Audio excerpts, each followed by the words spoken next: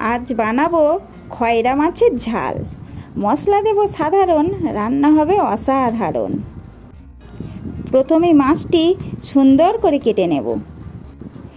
পেঁয়াজ, আদা, রসুন একসাথে শিলে বেটে নেব। বাটা মশলাটা জিরে, ধনে, নুন, লঙ্কা গুঁড়ো, হলুদ গুঁড়ো, চালের গুঁড়ি, একটু লেবুর রস দিয়ে একসাথে মাখিয়ে নেব। মাখিয়ে রাখা মশলাটা মাছের গায়ে সুন্দর করে মাখিয়ে নেব। এবারে তেল দিয়ে তেলটা গরম হলে মাছগুলো উল্টে পাল্টে ভেজে নেব। মাছ আমার ভাজা সব হয়ে গেছে। এবারে কড়া বসিয়ে কড়াইতে তেল দিয়ে দেব। পেঁয়াজটা দিয়ে দেব। পেঁয়াজটা একটু হালকা ভেজে রসুনটা দিয়ে দেব, দিয়ে টমেটোটা দিয়ে দেব।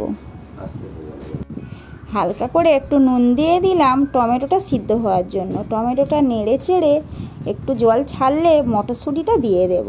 তারপরে আদা বাটা দেব।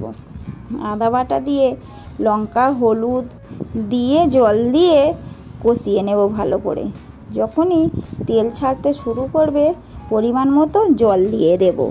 জলটা ভালো করে ফুটে উঠলে মাছগুলো একে একে সব দিয়ে দেব।